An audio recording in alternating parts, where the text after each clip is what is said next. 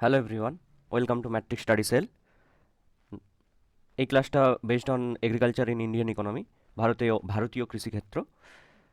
ভারতের যে তিনটে সেক্টর রয়েছে বা যে কোনো একটা ইকোনমির তিনটে সেক্টর হয় mainly: primary sector, secondary sector, tertiary sector. সেই প্রাইমারি সেক্টর হচ্ছে এগ্রিকালচারাল বেসড, এগ্রিকালচারাল অ্যাক্টিভিটিস যেগুলো হয় সেগুলো প্রাইমারি সেক্টরের মধ্যেই হয়। তো সেই প্রাইমারি সেক্টরের যে ইকোনমি, আজকে সেই বেসড ক্লাস করাবো, সেই বেসিসে ক্লাস করাবো।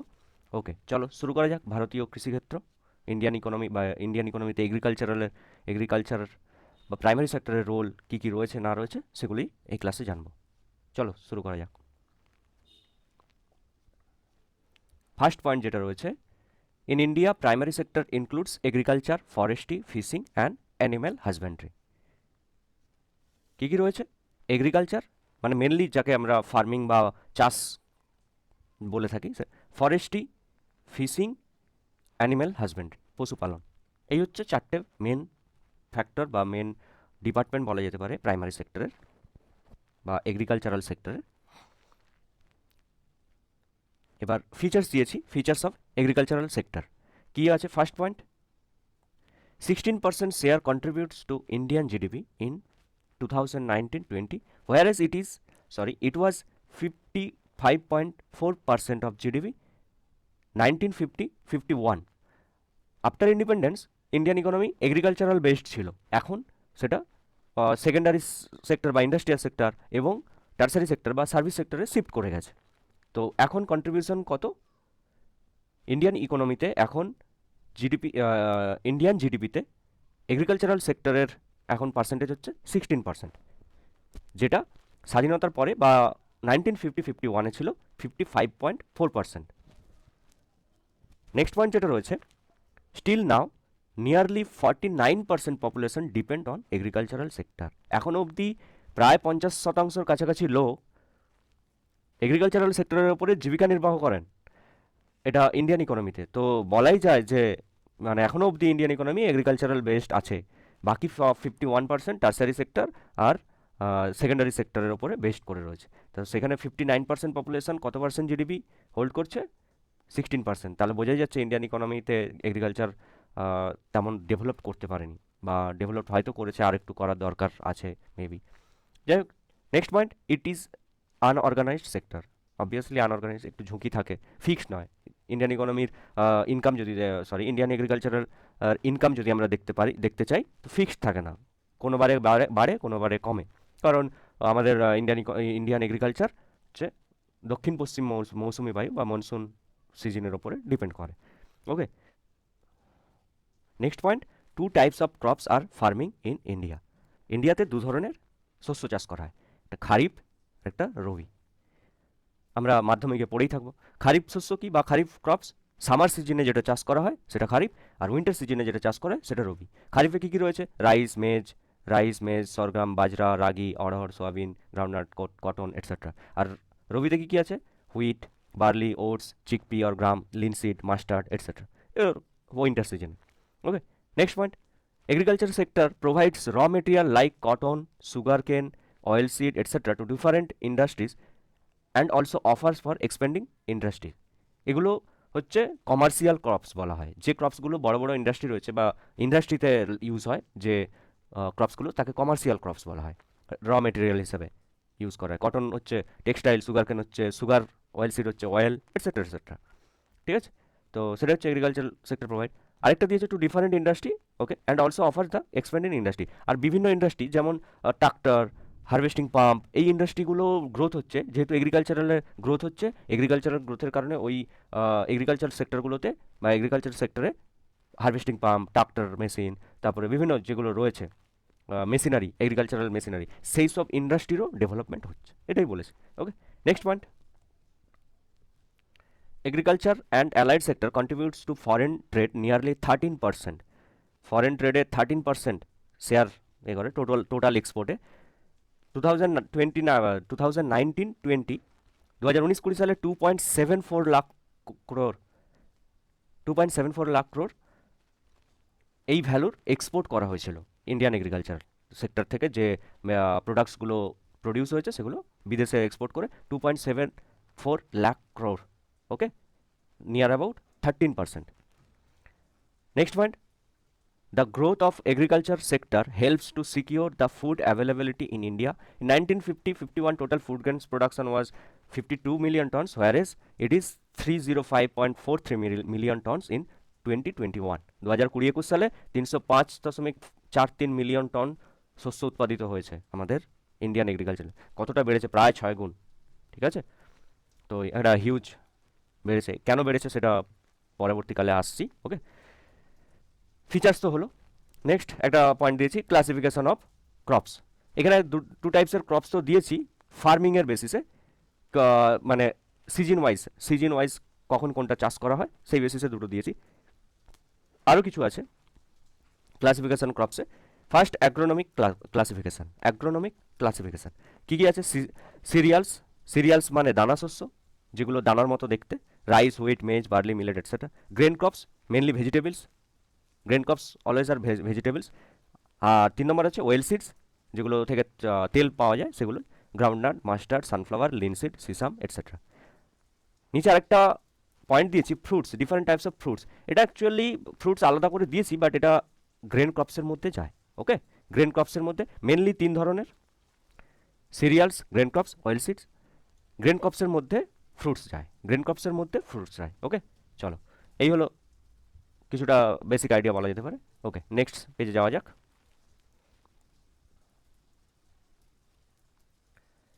নেক্সট পেজে আরেকটা পয়েন্ট দিয়েছি যে আরেক ধরনের ক্রপস হয়ে থাকে ইকোনমিক ইম্পর্টেন্স। ওটা তো শস্যের ধরন অনুযায়ী, আগের পেজে যেটা বললাম একটু আগেই, সেটা শস্যের ধরন অনুযায়ী। ইকোনমিক ইম্পর্টেন্স অর্থনৈতিক ধরন অনুযায়ী, যেটা অর্থনৈতিক গুরুত্ব অনুযায়ী দুটো হয়। এটা food crops using for food as human or fodder for cattles, মানে মানুষের খাদ্য হিসেবে বা পশুর খাদ্য হিসেবে ব্যবহার হয়। যেমন রাইস, হুইট, জোয়ার এটসেট্রা পশুর খাদ্য হিসেবে, ধানের তুষ, ধানের খড় এটসেট্রা, বিভিন্ন ঘাস, এইসব। আরেকটা রয়েছে ক্যাশ ক্রপস বা কমার্শিয়াল ক্রপস। একটু আগেই কমার্শিয়াল ক্রপস বলেছিলাম, কী কী আছে? সুগার কেন, কটন, টি, কফি, তারপরে অয়েল সিড এটসেট্রা। এগুলোই হচ্ছে commercial crops for earning money, বা ইন্ডাস্ট্রির ক্ষেত্রে কাজ করা হয়, ইন্ডাস্ট্রিতে ইউজ করা হয়। ওকে, এটা হচ্ছে দুটো। নেক্সট পয়েন্ট যেটা রয়েছে, growth and development of agriculture. কী কী দিয়েছি? Land reforms, green revolution, agriculture produce market APMR, minimum support price MSP, white revolution বা অপারেশন ফ্লাড। পরবর্তী পেজে আরও রয়েছে। তো এগুলো একটা হিউজ কী বলা যায়, রিফর্মস বা হিউজ পলিসি বলা যেতে পারে, একটা ইম্পর্টেন্ট পলিসি প্রত্যেকটাই টপিক। তো আমি এই টপিকগুলোর ওপরে স্পেসিফিক ক্লাস দিয়ে দেবো, কোনো প্রবলেম হবে না। ওকে, এখন আপাতত জিস্ট ওয়েতে একটা ইনফরমেশান দিয়েছি। চলো শুরু করা যাক। ফার্স্ট আছে ল্যান্ড রিফর্মস মানে ভূমি সংস্কার, আমরা জানি। After independence, to increase agricultural production, to remove socio economic inequalities. Socio economic স্পেলিংটা একটু গন্ডগোল হয়ে গেছে, একটু তোমরা ঠিক করে নিও, নোট ডাউন করলে ঠিক করে নিও, হাইফেনটা এর আগে হবে। ওকে, তো সোশিও ইকোনমিক ইনইকুয়ালিটিস রিমুভ করা। তা স্বাধীনতার পরেও, 1947-এ স্বাধীনতা পাওয়ার পরেও আমাদের দেশে জমিদারি, রায়তোয়ারি, মহলারি বিভিন্ন ব্যবস্থাগুলো থেকে গিয়েছিল, যার জন্য জমিদারের জায়গায় বসে আছে, ভাগচাষির জায়গায় বসে আছে, ক্ষুদ্র প্রান্তিক চাষিগুলো নিজেদের জায়গায় গরিব হচ্ছে। তো এই জিনিসটাকে অ্যাবলিশ করার জন্য মোটামুটি 48 বা 50-51 পর থেকে এটা শুরু করা হয়। 50-এর পর থেকে, মেনলি 1950 সালের পর থেকে এই ল্যান্ড রিফর্ম শুরু করা হয়। সেটা ল্যান্ড রিফর্মস কীভাবে হয় না, জমিদারের কাছ থেকে জমি নিয়ে ভাগচাষির নামে করে দেওয়া, এটাই হচ্ছে ফ্যাক্ট, আর কিছুই না। জমিদারের কাছ থেকে জমি নিয়ে ভাগচাষির নামে পার্মানেন্টলি করে দেওয়া। এবার সেই জিনিসটা মেনলি টোটাল ইন্ডিয়ার 3টে স্টেটে সাকসেস পেয়েছিল, ওয়েস্ট বেঙ্গল, কেরালা, অন্ধ্রপ্রদেশ। এই 3টে রাজ্যে সাকসেস পেয়েছে, only succeeded. Okay, next point, national land records modernization programme 2008। এটা ল্যান্ড রিফর্মসের আন্ডারে দিয়েছি, যে 2008 সাল থেকে ডিজিটাল ওয়েতে বা সফট কপি করা হয় ল্যান্ড রেকর্ডসের। Okay, next land acquisition, rehabilitation and resettlement act 2011। এটা একটা অ্যাক্ট তৈরি হয়। কী কী অ্যাক্টগুলো তৈরি হয় জাস্ট দিয়েছি, খুব একটা ভাইটাল না। যখন ল্যান্ড রিফর্মস পড়াবো, মেনলি কীভাবে ল্যান্ড রিফর্মস হয়েছিল না হয়েছিল সেগুলো ডিসকাস করে দেবো। Next, model land leasing law 2016 by NITI Aayog একটা ল প্রডিউস করে, ল্যান্ড রিফর্মসের আন্ডারে বলা যেতে পারে। ল্যান্ড রিফর্মস তো শুরু হয়েছে, শেষ হয়নি, বিভিন্ন পরপর স্টেপ বাই স্টেপ 1950 থেকে শুরু করার পর পরপর স্টেপ বাই স্টেপ এগিয়ে যাচ্ছে। ওকে, এখন বলা যেতে পারে ল্যান্ড রিফর্মস আর এক্সিস্ট করে না বলা যেতে পারে, কারণ সবার কাছেই জমি আছে, মেনলি চাষিরা নিজেদের জমিতেই চাষবাস করে। যাদের একদমই নেই তারা ভাগ চাষিতে আছে, নেই যে তা না, ভাগ চাষি এখনও এক্সিস্ট করে, তবু খুব কম, অতটা ডিপেন্ডেন্ট না। তাই বললাম যে ওয়েস্ট বেঙ্গলে, কেরালা আর বা অন্ধ্রপ্রদেশে হচ্ছে সাকসেস পেয়েছে, তিনটে স্টেটেই সাকসেস পেয়েছে, আর কোথাও পায়নি। তাই অন্য রাজ্যগুলোতে ঠিকঠাক অবস্থা, কোনো খারাপ অবস্থা নেই। Next point, green revolution. Green revolution phase one, এটা একটা vital point. Phase one, phase ওয়ানটা কবে থেকে কবে? 1967 থেকে 68 টু 77 টু 78, 67 68 থেকে শুরু হয়ে 77 78 পর্যন্ত চলেছিল, by MS Swaminathan. MS Swaminathan, এনাকে বলা হয় father of Indian green revolution, father of Indian green revolution. Green revolution is originated from Mexico by doctor নোমান বোরলাগ 1950-60, মেক্সিকোতে তৈরি, এটার কি বলা যায়, উত্থাপন হয় green revolution first. Next point, affected mainly Punjab, Haryana, Uttar Pradesh, only for wheat. এই তিনটে রাজ্য ছাড়া খুব একটা গ্রিন রেভলিউশন সাকসেস হয়নি। আর গ্রিন রেভলিউশন মেনলি হুইট ক্রপসের ক্ষেত্রেই সাকসেস পেয়েছে। তবুও পশ্চিমবঙ্গ বা গাঙ্গেয় সমভূমি অঞ্চলে ধানের ক্ষেত্রে কিছুটা এফেক্টিভ হয়েছে। আচ্ছা, ইনস্ট্রুমেন্ট কী কী গ্রিন রেভলিউশনের ইনস্ট্রুমেন্ট?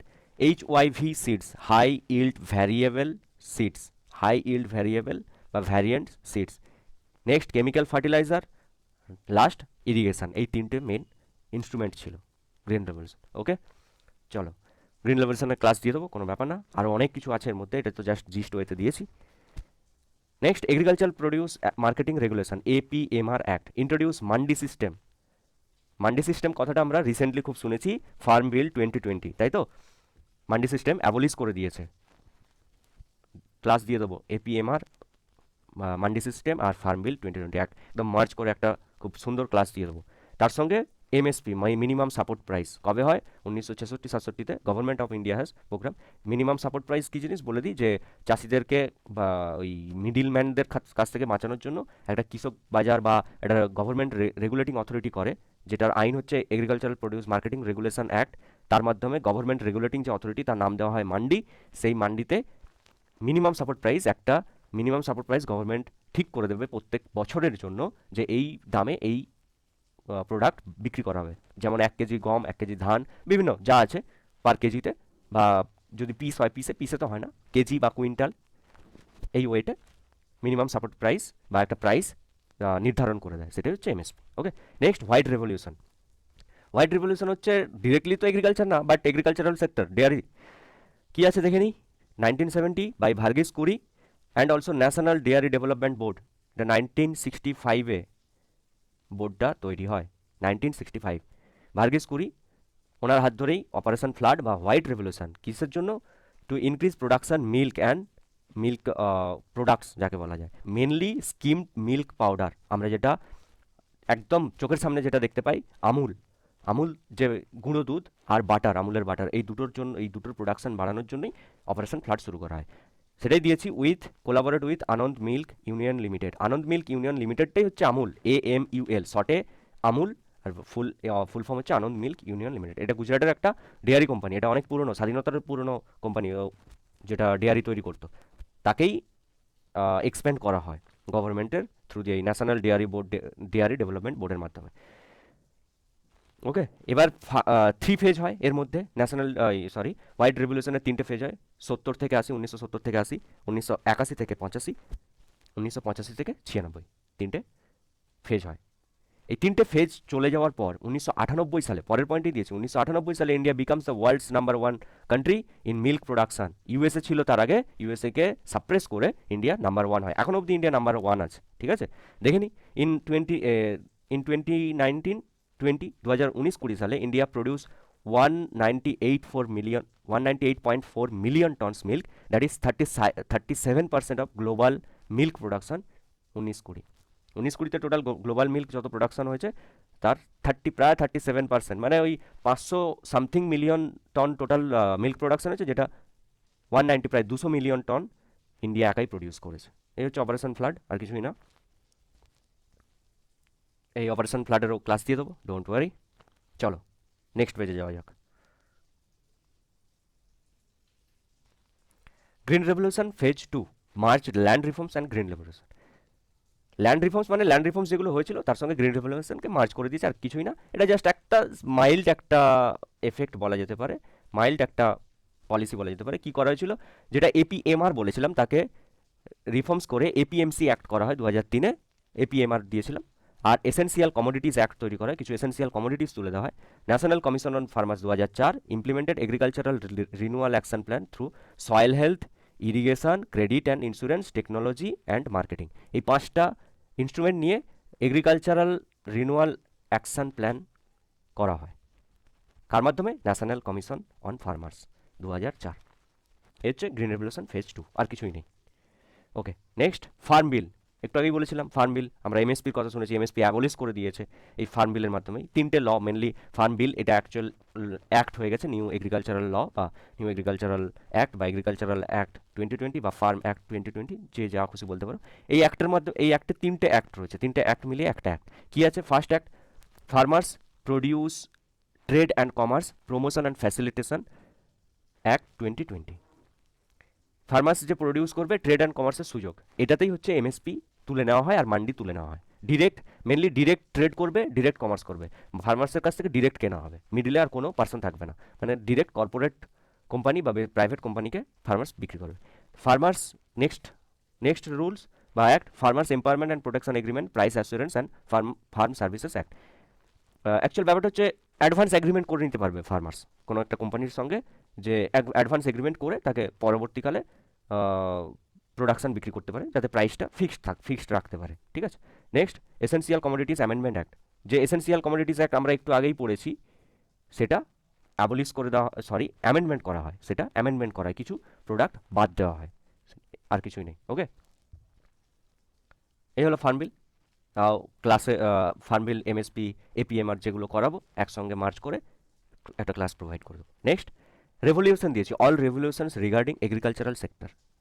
অনেকগুলো গ্রিন রেভলিউশন, হোয়াইট রেভলিউশন তো জানলাম। গ্রিন রেভলিউশন এগ্রিকালচার, যদি কখনো অপশানে হুইট দেয়, ক্রপস দিয়ে যদি অপশান থাকে তাহলে অবভিয়াসলি হুইট করবে। সাপোজ হুইট, বার্লি, রাইস, জোয়ার এটসেট্রা থাকলো, তো হুইট অপশান হবে। আর আদারওয়াইজ যদি এগ্রিকালচারাল, ডেয়ারি এরকম থাকে তাহলে এগ্রিকালচার আনসার করবে।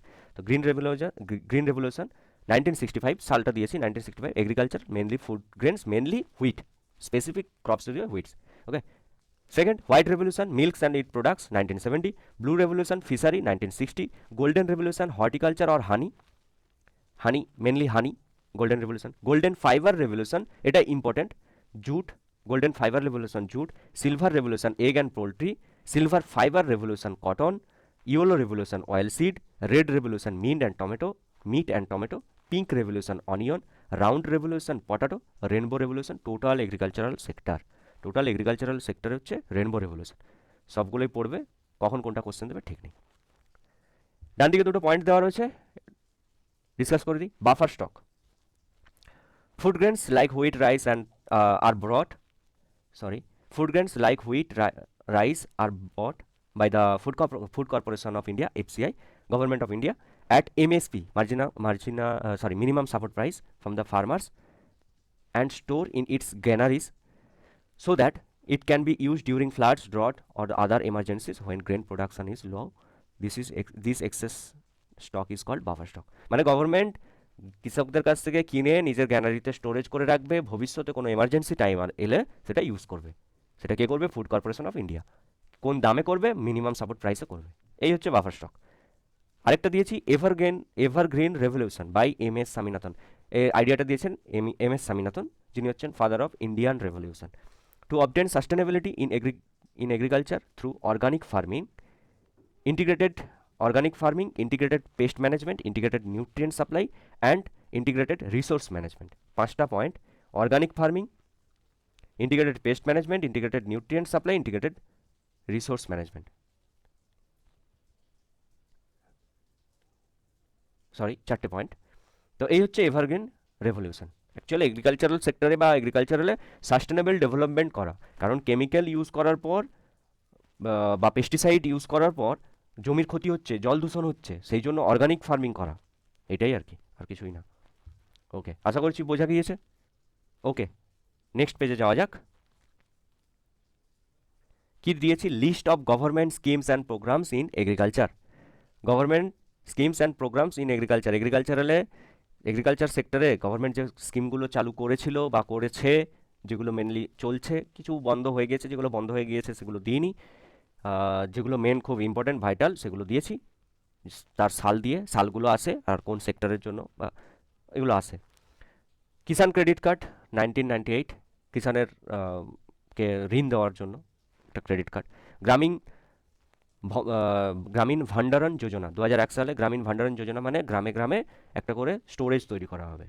Next, dairy entrepreneurship development scheme 2004, renew in 2010, dairy entrepreneurship development scheme dairy সেক্টরের জন্য। Next, live stock insurance scheme 2005, পশুদের ইন্স্যুরেন্স করা, গবাদি পশুদের ইন্স্যুরেন্স করা 2005। Next, Rashtriya Krishi Vikas Yojana 2007, rainfed area development programme RADP 2011, rainfed area development programme. Next, 7 number, national mission for sustainable agriculture 2014। 8 number, Paramparagat Krishi Vikas Yojana 2015। 9 number, soil health card 2015। 10, প্রধানমন্ত্রী কৃষি সিঞ্চয় যোজনা 2015, প্রধানমন্ত্রী কৃষি সিঞ্চয় যোজনা 2015। তোমরা সবাই সালগুলো মনে রাখবে, সালগুলো দিয়ে কোশ্চেন দেবে। এটা বলে দিই 10এরটা, জল সঞ্চয় জল সিঞ্চন, জল সঞ্চয় করে সিঞ্চন করা, এখানে একটা এইচ হবে, CHAN, জল সিঞ্চন, সঞ্চয় করবে আগে, স্টোরেজ করবে বর্ষাকালে, তারপরে শীতকালে বা যখন জলের দরকার হবে তখন ইউজ করবে। এটা e national agriculture market, NAM 2016, e commerce যাকে বলা হয়, অনলাইন বিজনেস এগ্রিকালচার। নেক্সট, প্রধানমন্ত্রী ফসল বীমা যোজনা, এটা খুব ভাইটাল, ফসল যদি নষ্ট হয়ে যায় তার জন্য পে করবে। পশু কিষাণ ক্রেডিট কার্ড, পশু কিষাণ ক্রেডিট কার্ড হচ্ছে কিষাণ ক্রেডিট কার্ডের মধ্যে অ্যাড করা হয় 2019 সালে।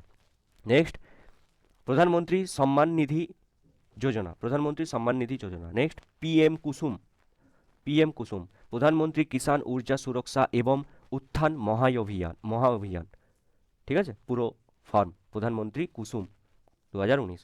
Next, Pradhanmantri Krishi Mandhan Yojana 2019। Last, micro irrigation fund scheme 2019 by NABARD, এখানে একটা কথা দিয়েছি, মাইক্রো ইরিগেশন ফান্ড স্কিম 2019, এখানে একটা কথা দিয়েছি নাবার্ড, এই শব্দটা খুব ভাইটাল শব্দ, যারা জানো না জেনে নাও, পাশে লিখেই দিয়েছি NABARD. National bank for agriculture rural development, agriculture and rural development, এখানে অ্যান্ড হবে, agriculture and rural development, national bank for agriculture and rural development. First NAটা হচ্ছে ন্যাশনালের NA, ওকে, মনে থাকে যেন।